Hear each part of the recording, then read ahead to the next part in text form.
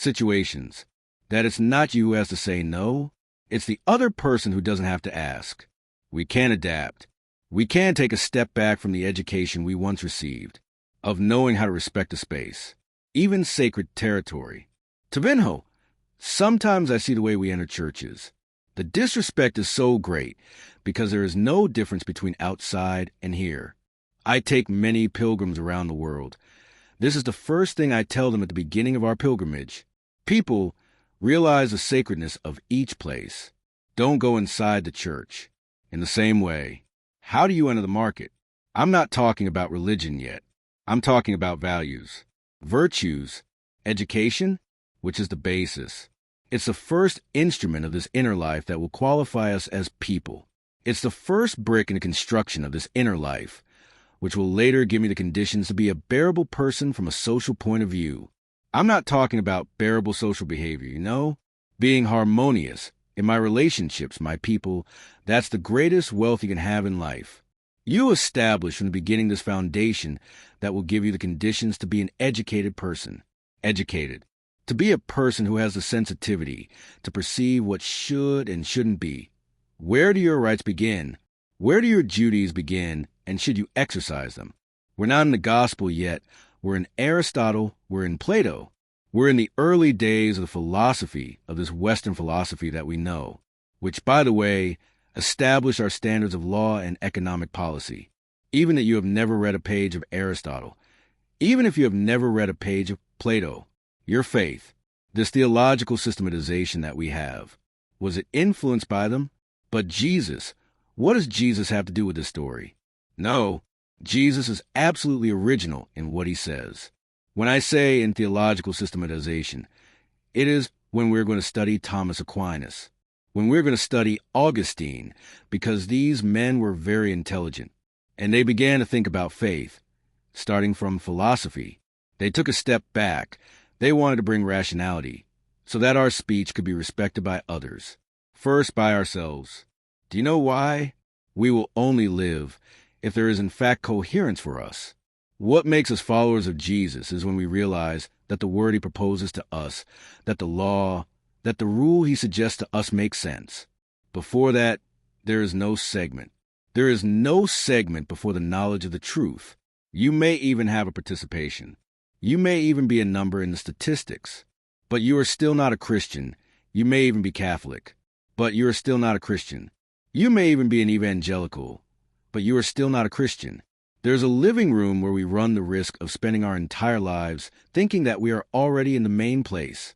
The Word of God in our life only makes sense when we perceive coherence. That is, it is stitching together with meaning everything that I understand and know about myself. Why is it in me that the mystery is accomplished? In me that God is possible? There is more, Father. So why do I go out and go to church for you to come to you? That is fantastic. It is there in that passage where Jesus meets the Samaritan woman, and he makes a wonderful itinerary of inner journey with that woman. That woman was deprived of being in the temple. She was deprived of the geography of faith. Jesus frees that woman in the main key, where all the chains of her slavery were, placed prisoners. Woman, a time will come and the time has already arrived, when it will not be here, it will not be there. Will it not be there? But it will be in yourself, in spirit, in truth. So I can symbolically, religiously leave my house, go to church. Why? Because there, those walls, that altar, that liturgy, make it easier for me to enter into myself. And entering into myself, I begin to live the experience of a personal confrontation with God, who shows me every detail of my poverty without ever rejecting me, never rejects me, my poverty, this moral poverty that I discover, this emotional poverty, and then you can unfold this poverty in all the aspects that you perceive in yourself. I have moral poverty. Do you have it? I am not always fair. I am not always able to make justice prevail in my relationships with people. It is poverty. What causes this poverty? It is homework to be done. At some point in my life, someone traumatized me, someone neglected a need, and maybe that has remained definitive in me, the fear of not having. Generally, when we were very poor in childhood, It takes us a while to be generous after life has given us something. Isn't that true? There are people who there are no people who seem to have already left. They have already left from poverty, ready for generosity. But it is not always like that. How many times have I experienced this in myself? I live in a lot of material poverty, and suddenly I had it. Suddenly, I'm no longer deprived. But my tendency was to accumulate. To accumulate. How do you know what that was? I'm talking about money. I'm not talking about silly things. Pants, shoes, shirts. I'm from that generation that had a shoe for 23 years, that I wore until it had a hole underneath. We put insulating tape to prevent the hole from showing. I couldn't even lift my toes. I'm from that phase. I experience a lot, the need for material things. I identified it exactly in myself. When did this? A lack of one day begin to determine the adult who no longer lacked. Look here at an interesting relationship. Sick, a needy child that has not yet been cured within me, dictating my way of being today. Well, but I no longer need to accumulate. I have. Why am I still in need of accumulating? Because I am not yet free of not having had one day. I am not yet cured. Because for me, freedom is healing. It is the experience of daily freeing myself from myself. But it is others who love me, right? Any and all slavery is established. It is in the depths of our conscience. It is not from the outside that others enslave us. I can even have all the stimuli of slavery that come to me from others. I always say this depending on the circle of friends you have, on the quality of life of the people who influence you. If they are free people, it is natural that you want to be too. But if they are all tied to their social slavery, it is very likely that you will repeat the behavior without even questioning it. The indigenous, the moral indigence. It is not the overcoming of moral indigence. It is not procedural, just as it is the overcoming of physical indigence, the control. Let's say, because we will be physically indigent our entire lives. Your body continues to be limited. Your skin continues to not be exposed to the sun. Excuse me, it is the sun too, right?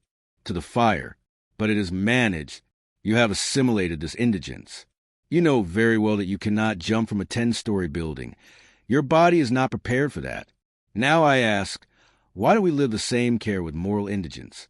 Why don't we have the same protective fences that we have for physical indigence, for the moral dimensions, for the emotional dimensions? Why don't we also identify these indigences that cannot be measured? I have no way of measuring how jealous you are, but that is indigence, because jealousy puts you in an unfavorable situation in front of yourself. You lose your peace, you lose your peace. No relationship. Is it healthy when jealousy? This feeling of possession? Is it permeating? The path of the two, or the path between a mother and a child? Between a child and a father? Jealousy establishes where there are people, and without fear of being wrong, we all have a dose of jealousy. So there is no jealousy of any one lie. Besides everything, it is a lie, because deep down there is. It is because perhaps you are emotionally comfortable. Go through a process, through a threat of loss, and you will see. When we are in the comfort of emotion, it is natural that we do not recognize that we are jealous. The discomfort is what will show where your fragility lies. Then it is okay. It is not a problem for you to recognize that you are prone to feeling jealous, to wanting the other for yourself. Okay, but this poverty needs to be worked on. It is a commitment. It qualifies a human being when he is willing to live. This daily commitment to improving what he has, what he is, what he can, what he cannot. As I take care of everything that makes me who I am, I will take it on. The more autonomy I become, the freer I become. Is that okay? Atheists and little Christians are on the same level of struggle. No one is exempt. The human being, if he does not commit to overcoming his shortcomings, he will never live as a person. He is limited to being an individual who can offer very little to himself. Okay? We are facing this challenge. It should not be a pessimistic view. Wow! When we assume these two indigences, the physical indigence and the inner indigences of the inner life that are reflected in the moral dimensions, in the affective issues, in the spiritual issues, we then are faced with a field to be worked on, And the first step, I even wanted to write it down here. The first step that I need to establish for me is the knowledge of mercy, the mercy of God. It is mercy that will give me the conditions to have a positive experience of my limit. Because when I am exposed to my limit, I have two possibilities. I understand it in a positive way as a signpost that will help me go through the difficult paths and get to my place, or I understand it as something ugly, sad, that I am ashamed. It is the culture of rejection. How many of us have been traumatized 12 when we expose ourselves miserable to someone? How many of us here? 2, that what you offered of yourself was not enough to make someone else happy? And when we are children, we are not yet mature enough to be able to say, I have no obligation to make you happy. That is how time will free us from that. Isn't that so? Only time will mature us to realize, look, if you like me, that's great.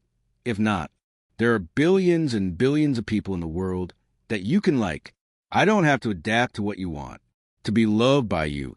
A child does not have that maturity.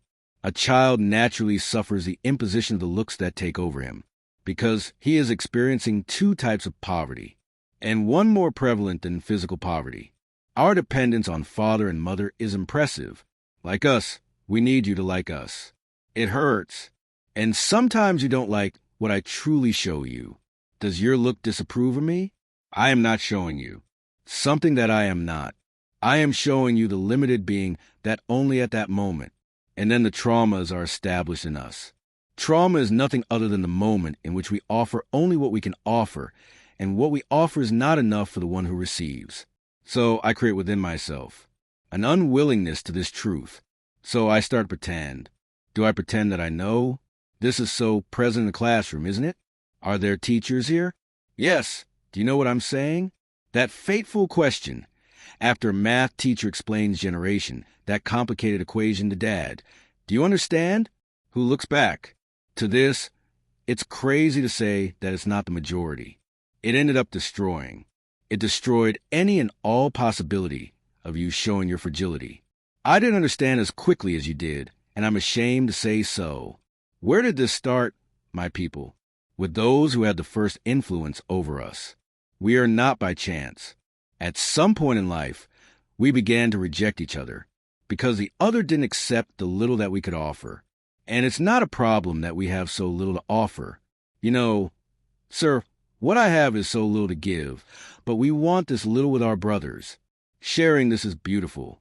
But when you share the poop and you see the disapproving look of the one you expected to be happy, it's like the first drawing we make. Psychologists are so radical that they say that even the first poop, that you have to celebrate your child's poop? How beautiful. Yes, what a cute little thing. Not now, my zebra. For the love of God, people lie rotten. Because the first production you can do alone, right? What was the first thing you did in life? Wasn't it something else you did? It was your first independent production. Or else go ahead and take a dump. No one needs to help the child do this. Just a simple, silly example of how we don't learn to accept what others offer us. We are pretentious all the time. We are also constantly at the service of an inner rejection that makes us more and more unwilling to reach limits. But this unwillingness only does us harm. Every time I reject my nature, every time I place myself before a God like that, believing that he rejects me, or when I am taught that God constantly rejects us, there is no possibility of a healthy encounter, the first overcoming that I need to experience. When I become aware of the process, my people, because this is also interesting to identify when in this life I began to identify that there was a rejection due to my indigence. When did I become more enlightened about the difficulties that I had with myself, which were placed on me by my mother? For example, the relationship with my mother did me a lot of good, but she also did me harm, and I need to separate the wheat from the chaff. Maturity doesn't happen. Otherwise, I won't be able to understand what good she actually did for me, because everything gets so mixed up that I lose the ability to understand where that influence that came from outside was that didn't correspond to what God expected of me, because I have no doubt about that. What does God expect from me? What God expects from you is your authenticity. It's that you be you. I gave you a text last week about that. You are the salt of the earth. You are always the light of the world. Note that Jesus is not talking about a future. Voices must be. Voices must be the salt. You must be the light. No, he is talking about in the present. You are the salt of the earth. You are the light of the world. So I know theology teaches me, theological anthropology teaches me that all the Christian life, all the AA richness of human life has already been given to me. It is here inside me. Now, what I need to do is to flourish. That's when I say AA richness of the Christian life. The richness of the Christian life is when I assume it. I want the Christian life for myself. Someone will baptize me. Then I will freely confirm, and then I will come regularly to this altar tozo. I know theology teaches me, theological anthropology teaches me that all the Christian life, all the richness of human life has already been given to me. It is here within me. Now, what I need to do is to blossom. That is when I say AA richness of the Christian life. The richness of the Christian life is when I assume I want the Christian life for myself. Someone will baptize me. Then I go freely, confirm, and then come regularly to this altar to seek the sacraments, which will intensify the development of this seed that was given to me. God does not have a distorted view of me. Others may even have it. I may have, but God's vision of me is not distorted. And so I must answer to him.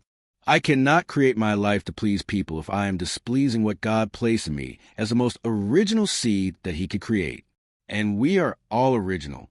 I do not have the right to reject the seed that God placed in me, which makes me who I am. I cannot. It is the worst sin that I can commit in life. It is to give up being who I am. Father, but how then are we going to reconcile this statement that you make with this story that we hear all our lives, that we need to let God do it in us, that we need to bow our heads, that we need to do God's will? Well, understand this in a way that it deserves and needs to be understood. Everything that God wants from you is already in you. Now it is just a matter of developing it. But how do I develop the priest? Knowing first what God wants from you. What did he put in you? Don't die ignorant. Don't die without knowing everything that God left in you. Don't die without knowing all the virtues that the Lord placed in your life, in your human structure. You are unique. You are wealth. And it may be that you've been spoiled by many indigent people who did not know how to manage their inner indigencies. Because where there is someone who does not know how to manage an inner indigencies, there is damage that contaminates many who are around them. Me as a priest? Think of the damage I can do if I am not honest with myself. Every time I have the opportunity to preach the gospel, I want to awaken the best in people. I need to work on this perspective more and more myself, so that it naturally resonates with those who are outside. When I teach mercy, I am not talking about indulgence in sin. I am talking about a path that, in the Father, allows us to reach our truth. Okay, so now I am limited. I am a homeless person. Am I going to pat myself on the head all the time? It is not the other way around. I am going to run. Are you going to do what needs to be done? Are you going to run after your losses? We do not have the right to live with this internal rejection because someone once rejected us or because someone once did not love us as we needed to be loved and be childish. I do not have the right to justify my mistakes because someone wronged me. They do not have a right. I have to dig deep into my existence to discover in my days where the strength is sheltered. And there, when do you get in touch with yourself? When you discover what you reject in yourself that should not be rejected, you begin to direct many solutions in your life. First thing, do not reject your sin. Do not be afraid of it. What is it? So what if I did not do it? Yesterday's atheist gave us a lesson in Christianity. Yes, I am envious. And why? You envious person, am I capable of speaking badly of Father Alexander? Am I capable? Am I capable of criticizing his activities, in which he preached? When I am envious, I am a bomb. Why am I capable of being cruel? So, every time I notice envy in me, I take it in hand. My lady, are you mine? And the one who has to take command in this story is me. Isn't it envy that will bother me? Am I the one who will manage it with all the honesty in the world? We who are behind the scenes in religion, we know how envy is corrosive among us. A priest who is not happy with the work of others, a nun who is not happy with the good that she does there with others. Okay, but that is not our privilege, is it? What if someone who is not willing to manage their own inner indigences? The devil prevails, because what is the devil? What divides? What separates? What disharmonizes? By being honest, you take the first step in overcoming and St. Augustine said that even in recognizing a defect, you are already in the action of grace. The grace of God anticipates everything, including giving us the conditions to walk in the recognition of that which is miserable in me. So is it okay if I take it seriously? The letter of Galatians, which is the invitation, the liberation from everything that can prevent me from being who I am.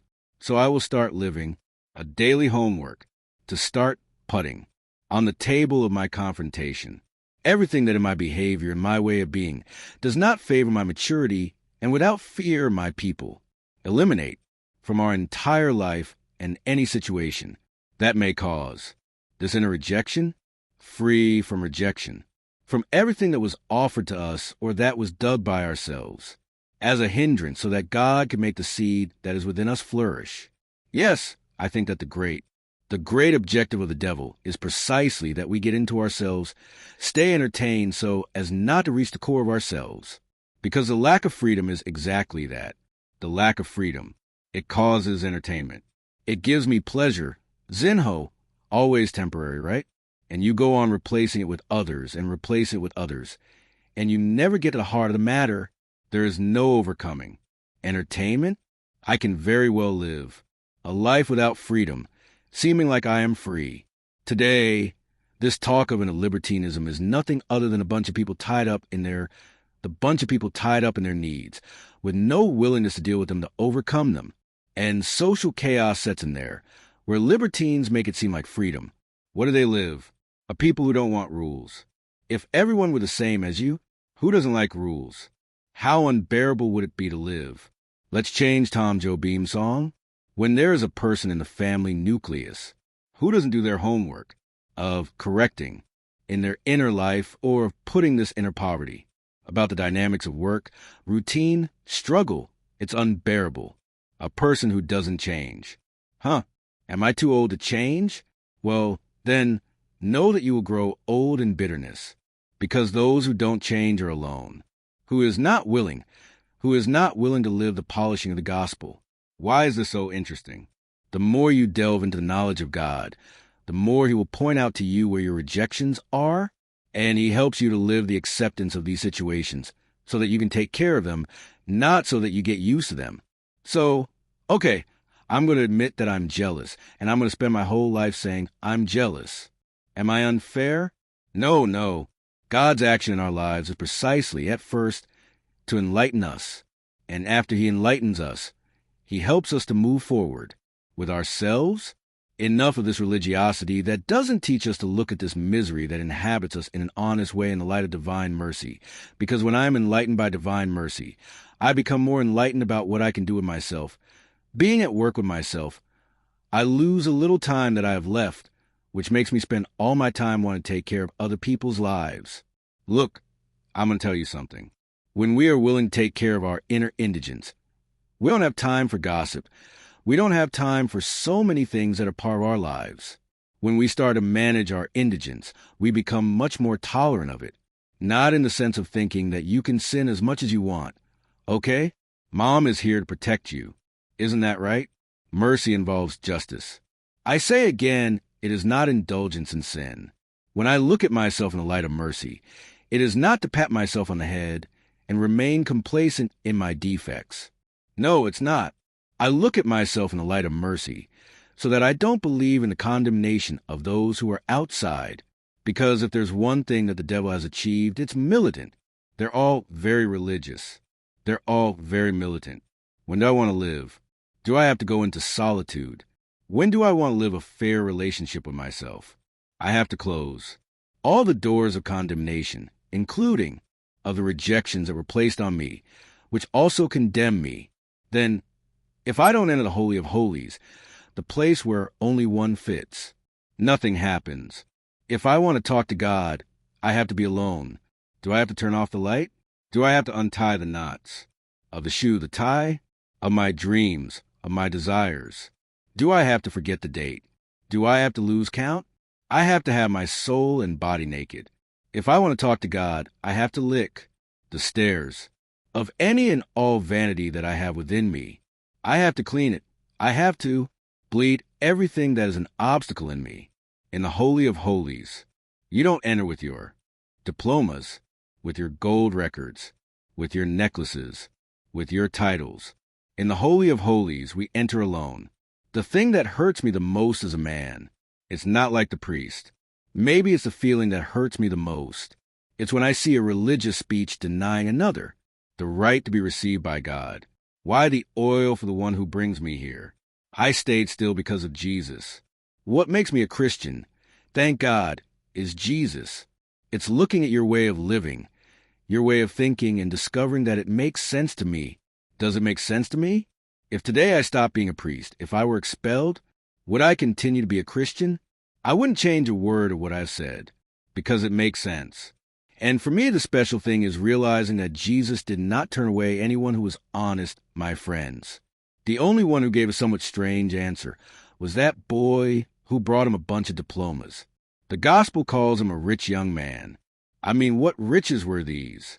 All the riches that prevented him from reaching the Holy of Holies, that narrow little place inside the temple, where only the priest had the right to enter once a year. I want a very privileged place for the encounter, and that is re-signified by Jesus at the moment he meets the Samaritan woman. That woman was deprived. She was rejected.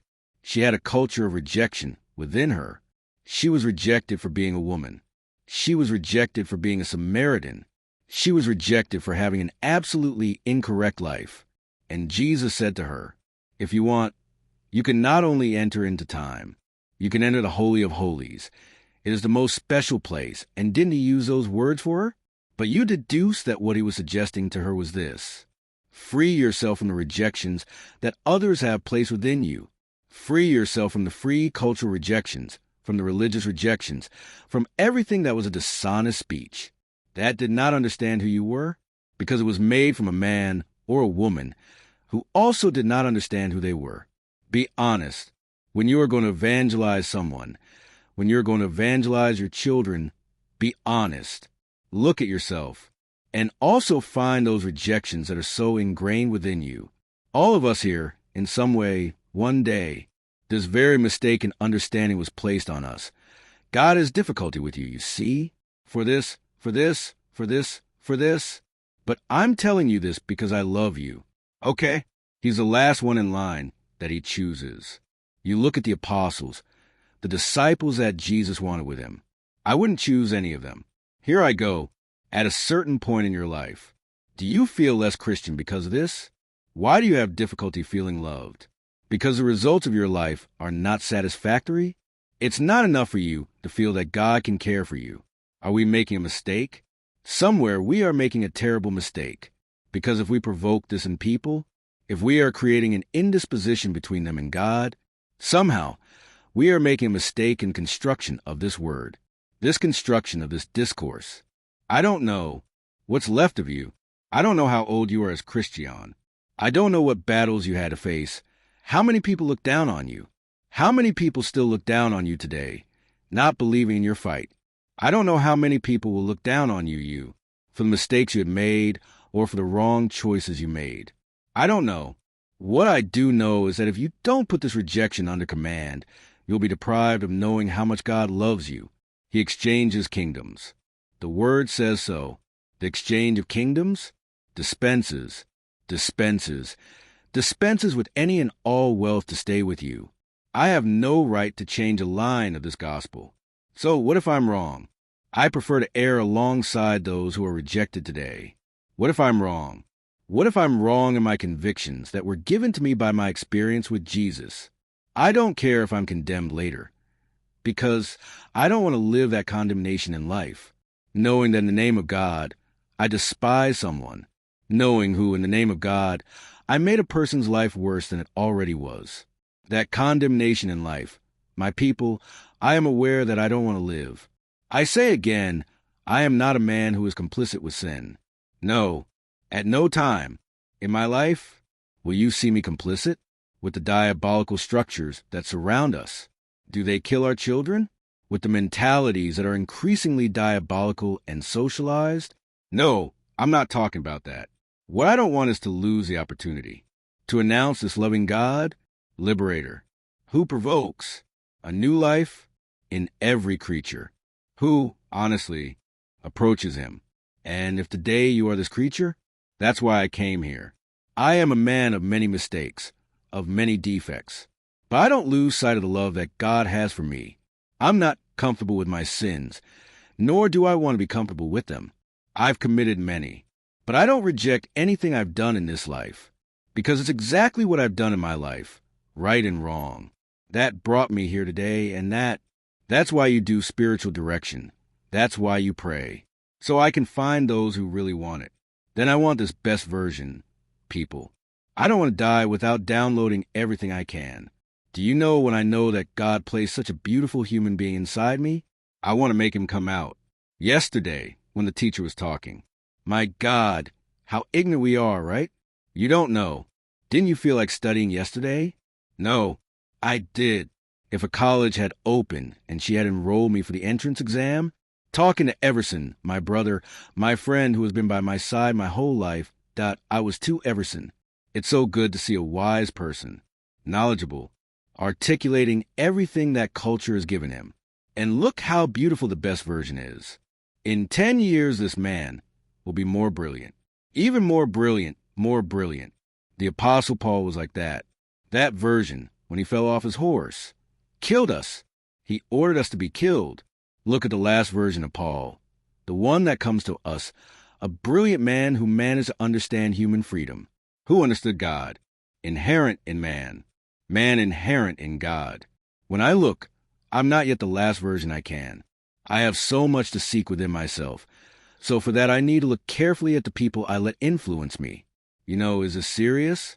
If I insist on a fuel environment, I forget, no, I won't grow. Now, if I make use of situations and people who will help me move forward, it's 5 people. There's an average, right? Speaking of the study, we are the average of the 5 people we spend the most time with. If we spend time with people who influence us negatively, we will become like them. Seriously, right? Who are your 5 people? Who are the people he influences? Who are the people you know? Thank you. Who are the people you read? How do they live? You know, is this serious? What's in there? But if you don't make an effort, you won't grow the same way as a pit. How do your bones grow? Inner life. It's work aided by grace. Those who don't believe in God discover, in a virtuous life, a way to control their indigence.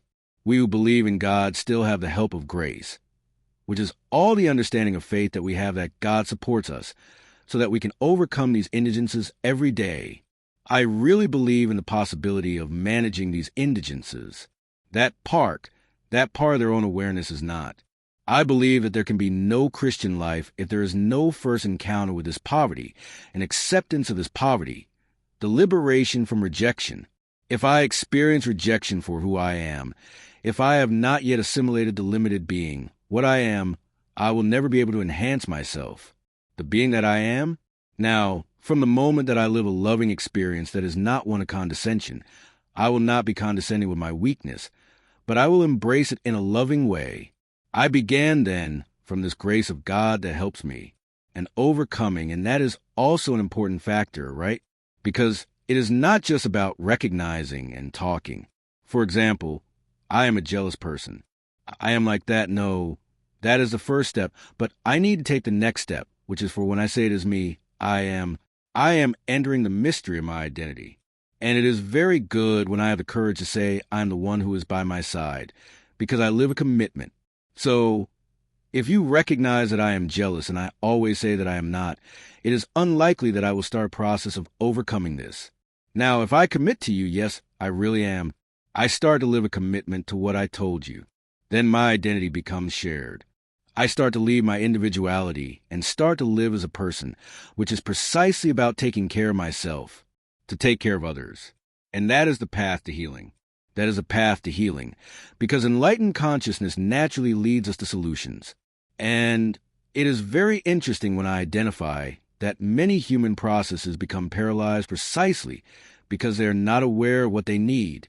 So, there is no overcoming when there is no awareness. The entire therapeutic process starts with acceptance of what needs to be healed.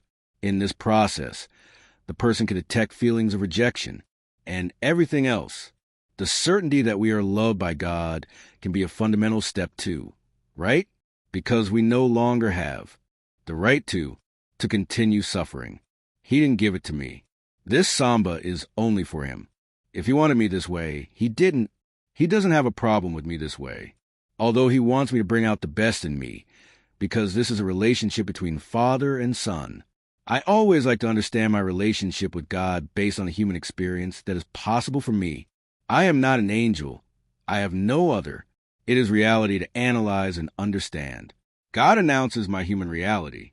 So, when I look at Father, he is free. He is a free father, not one who is conditioned and wants his son to be who he wants. But when a father recognizes that his son is on his way to being who he can truly be, there can be no greater joy for the father. Then he reperceives the fulfillment of that creature that he brought into the world. It's the same thing, us and God. Every time I move towards becoming who I can be, God is happy with me, and I end up manifesting through my happiness and my fulfillment. Because it seems simple, right, people? But what we complicate so much is a theory, yes. But sometimes you know that even we don't have any doubt. I was too Everson. It's so good to see a wise person, knowledgeable, articulating everything that culture has given him. And look how beautiful the best version is. In 10 years, this man will be more brilliant. Even more brilliant, more brilliant. The Apostle Paul was like that. That version, when he fell off his horse, killed us. He ordered us to be killed. Look at the last version of Paul, the one that comes to us, a brilliant man who managed to understand human freedom, who understood God, inherent in man, man inherent in God. When I look, I'm not yet the last version I can. I have so much to seek within myself. So for that, I need to look carefully at the people I let influence me. You know, is this serious? If I insist on a feudal environment, I forget, no, I won't grow. Now, if I make use of situations and people who will help me move forward, it's 5 people. There's an average, right? Speaking of the study, we're the average of the 5 people we spend the most time with. If we spend time with people who influence us negatively, we will become like them. Seriously, right? Who are your 5 people? Who are the people he influences? Who are the people you know? Thank you. Who are the people you read? How do they live? You know, is this serious? What's in there? But if you don't make an effort, you won't grow the same way as a pit. How do your bones grow? Inner life. It's work aided by grace.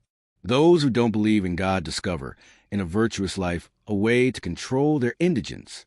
We who believe in God still have the help of grace, which is all the understanding of faith that we have that God supports us, so that we can overcome these indigences every day. I really believe in the possibility of managing these indigences. That part of their own awareness is not. I believe that there can be no Christian life if there is no first encounter with this poverty, an acceptance of this poverty, the liberation from rejection. If I experience rejection for who I am, if I have not yet assimilated the limited being, what I am, I will never be able to enhance myself. The being that I am? Now, from the moment that I live a loving experience that is not one of condescension, I will not be condescending with my weakness, but I will embrace it in a loving way.